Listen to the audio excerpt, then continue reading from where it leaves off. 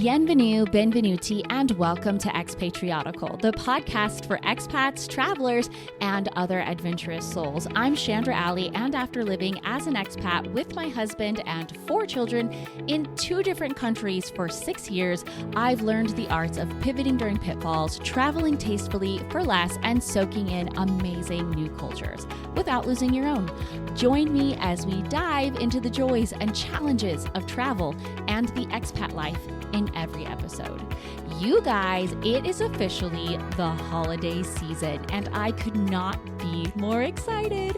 Whether you celebrate Christmas, which is what I celebrate, or Hanukkah, or Kwanzaa, there's so much excitement in the air, but there can also be a bit of stress. As expats, we kind of have to make a decision around this time about what we're going to do. We don't live at what we would quote unquote call home anymore. In fact, we have an entire episode that kind of touches on the subject of home. You can listen to episode 25, Home Leave Trips, to hear more.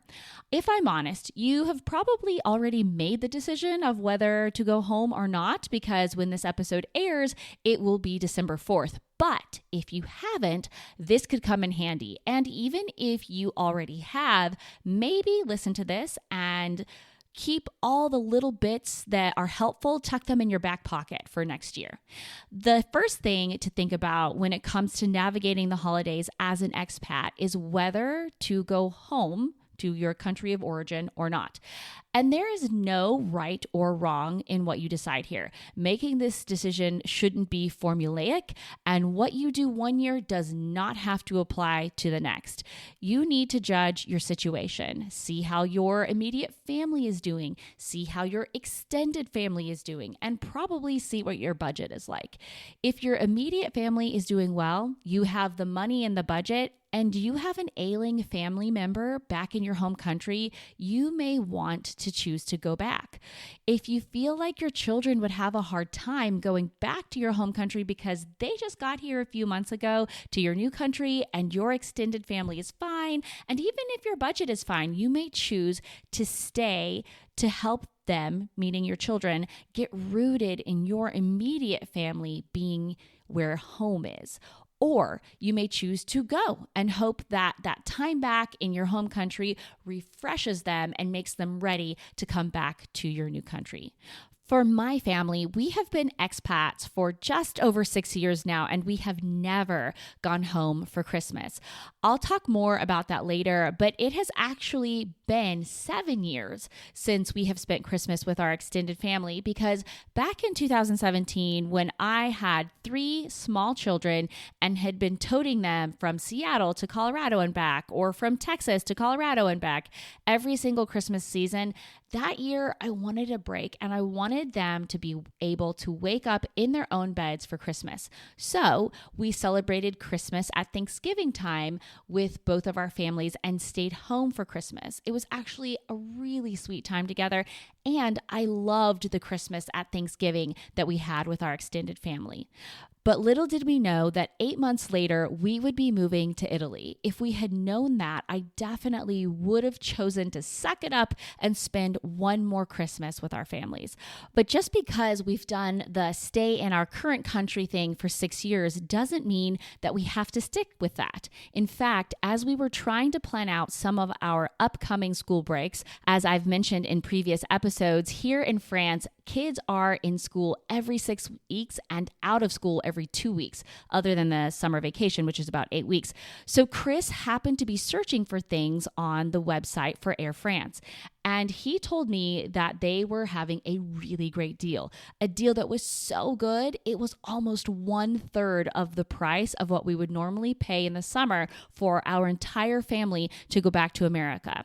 And it was at Christmas time. So we thought about it and prayed about it. And I even mentioned it to a couple of friends, and they were like, you would be crazy not to go. And we finally decided to purchase the tickets. So unbeknownst to my children and kids, if you're listening right now, we are going to Denver this year for Christmas. My kids have even listed that on their Christmas list as something they would like, and normally that's an item that we cannot oblige them with, but this year we could, and I'm so excited that we get to do it. Now, let's talk about the practicalities of going back to your home country to celebrate for the holidays. First of all, it might be a good idea to make it a weekly practice of checking a couple of different airlines to see if they're offering deals. That way, if budget is an issue, you may be able to take advantage of a sale. Secondly, figuring out how to split your time. For us, most of our family is in Colorado, but my dad and his side of the family live in Arizona and California. And since we don't have as much time for this trip as we normally would take in the summer, and because we will be going to California this coming summer as well, and because the deal was only to fly to Denver, we will just be in Colorado. It's a bummer that we can't connect with them at Christmas, but I've also learned not to stretch myself too thin and try to force things to happen. So we will be splitting the time about 50-50 with my mom's side of the family and Chris's side of the family. Now, let's talk about packing. The thing about the deal we got with Air France is that we only get to bring a carry-on bag and a personal item. Other than Chris, who has a higher travel status due to traveling for work, getting to check a bag, we're going to have to make everything fit in a carry-on suitcase and a backpack. I would be lying if I said I wasn't a little bit intimidated because we're going to Colorado and it's not summertime. So we need to be packing sweaters and pants and not our usual shorts and t-shirts, which makes it a lot easier to get everything in a carry-on suitcase and a backpack within the combined weight limit of 12 kilograms, which is just under 26 and a half pounds for my American listeners. But I know because we'll be staying with my mom and Chris's parents that we can do laundry. So I will only be packing 5 to maybe 7 days worth of clothes. Now there's the issue of presents or gifts. I pretty much plan to bring nothing or almost nothing in the way of gifts from France due to that weight limit and only getting to check one bag. So since currently it is the week of Thanksgiving and Black Friday deals are abundant in America and even here in France, even though they don't celebrate Thanksgiving, Amazon and other companies are definitely taking advantage of people's willingness to shop for the holidays. Currently, we are waffling with the idea of maybe doing Christmas with our immediate family, that's me and Chris and our 4 kiddos, early, or at least some of it early, and all of the gifts for nieces and nephews and parents will be purchased ahead of time via Amazon or Kohl's or Target or what have you. So, Mom and Tammy, please don't open any of the boxes. Just kidding. You probably need to open those boxes so we can be sure that all of the gifts are correct. As far as what my kids will be receiving, we will be going for lightweight gifts, possibly electronic devices like a Kindle or an MP3 player because they are on sale right now because it's Black Friday.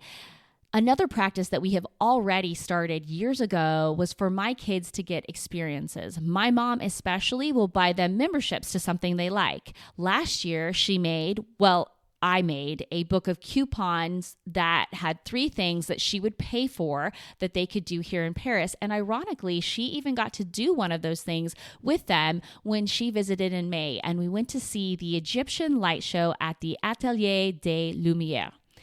Clothes, books, and small toys are also things that might be more doable with bringing home. And if I'm really honest, I am contemplating because there are several things that we need from America that have nothing to do with gifts, of bringing an extra suitcase and packing it inside of Chris's larger suitcase so that we can bring things home. As I write this, I have not passed this idea by him because I haven't had the time, but who knows, it may be worth that extra $70 or euro one way to bring things home. Although inside of me, I cringe at the thought of paying more for that. Now, let's move on to the people that choose to stay in their new country. All that other stuff I mentioned before was literally me sharing my plans for what I hope to do in a few weeks, but this one I have lots of experience with. Our first Christmas in Milan was very special. Caleb was only 5 weeks old, and so we didn't go far or do much. We enjoyed a cozy and intimate time together, opening presents at home.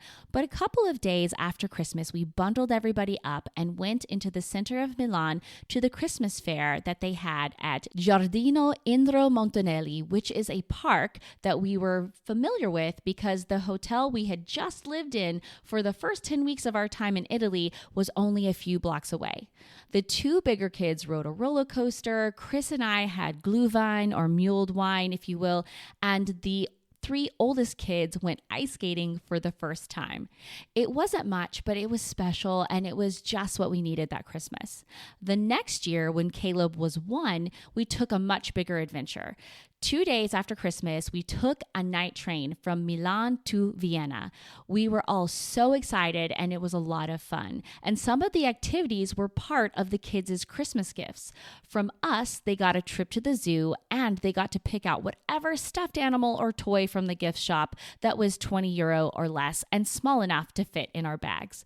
From my mom, they had opened figurines from the movie Frozen as a hint to their actual present of going to see Frozen 2 in the theater in Vienna in English. Finding movies that were English when we lived in Italy had been almost impossible. So we only ever went to the movies, I think, 2 times, and we watched them in Italian. So this was a real treat. And we also took them to the Children's Museum inside of the Schönbrunn Palace, which they absolutely loved. But I think that their favorite part was staying the night on the train. I could pretty much say that for all of us, except for maybe Chris, as on the way home to Milan in the middle of the night, I suddenly heard him cry out, "No, Zay, stop, don't." I asked Chris what was the matter, and he said that Isaiah, who wasn't yet potty trained, had peed all over Chris and the bed in his sleep. So poor Chris got up in the middle of the night and took a cold shower in the communal bathroom of the train. I personally will never forget it, and now Chris definitely laughs about it, but at the time, it did put a damper on our ride home. Even last year, a few days after Christmas, we traveled by train to Strasbourg and visited the towns of Colmar and Obernai. Or maybe you say it Obernai, I'm not sure. Though we had made the mistake of thinking that the Christmas markets in Strasbourg would be open, and we even researched a little bit, but we were incorrect.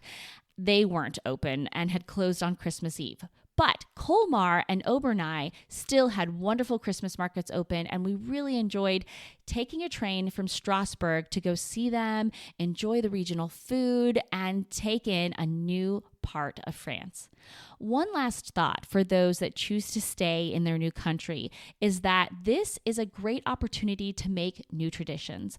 Something that we've began here and which we may actually try to do before we leave to go to America for Christmas is visit the Tuileries Gardens and the Christmas market there on a weeknight. We arrive, we have dinner from one of the different food vendors, and then Chris and I will grab a cup of mulled wine and let the kids choose one of the rides that they'd like to try. Usually they choose an amusement house or a fun house, which here in Paris, as long as they stay in and don't exit, they can be in there as long as they want for only €5, and we love it. And Chris and I enjoy the fake bubble snow and the wonderful Christmas carols playing and just the festive feeling of the season as we watch our children play.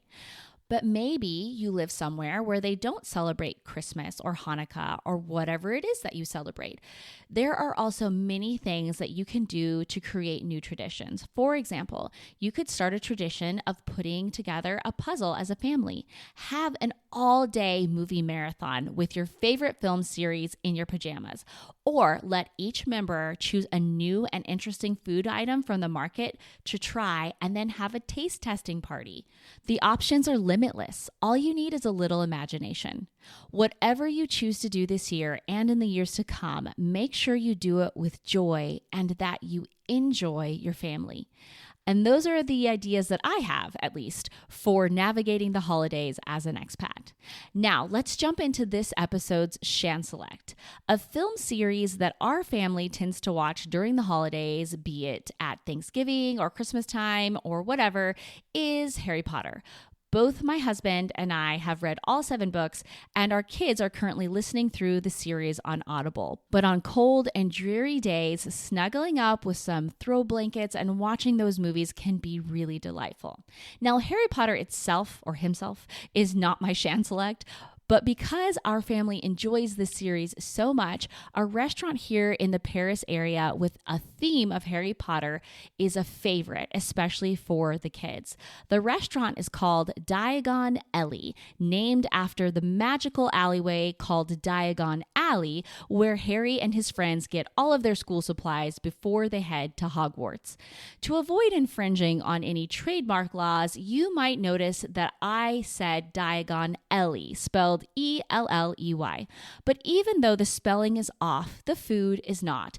They serve delicious galettes, which are savory versions of crepes themselves, and amazing burgers. And of course, don't forget the butterbeer. That could also be spelled differently because I don't know if that's trademarked, and I didn't pay attention to that on the menu, but I recently had one for the first time, and I was so surprised. It comes out looking buttery and delicious and topped with whipped cream. And when I asked what was in it, the server said beer, ginger, cinnamon, honey, and a bunch of other stuff. And I thought, wow, that's an interesting flavor profile. But when I tasted it, I was transported to the leaky cauldron and couldn't believe how good and authentic it really was. I, of course, have never actually been to the town of Hogsmeade, but with the Diagon Alley backdrop, wands on the wall, house flags hanging, and candles floating in the air, I kind of feel like I have already been in the area. I will be sure to include Diagon Alley's website and Instagram handle in today's show notes, and as always, I am not an affiliate, just a fan. And now for our quote of the day. To keep with our holiday theme, which we're going to try to do most of this month, by the way, our quote is definitely seasonally inspired. It comes from American essayist, editor, and critic Hamilton Wright Mabie. He said, "Blessed is the season which engages the whole world in a conspiracy of love." And I absolutely agree. That's it for this episode, everybody. But before I sign off, I would like to ask if you're new here, or maybe if you've been listening for a while and you like what you hear, would you take a moment to rate the podcast and write a review, especially if you happen to listen to Expatriotical on Apple Podcasts. It's one of the platforms that allows you to not only give me up to 5 stars, but also say a kind word about what you think about the podcast. And it helps other people out there that are searching for something like this to find this community by boosting it in the algorithm, so that when people search, we will hopefully be one of the first things to pop up. Thank you so much, guys. I really and truly appreciate it. I'll meet you back here again next week. And until then, this is Chandra Alley reminding you to live and travel in the know with Expatriotical.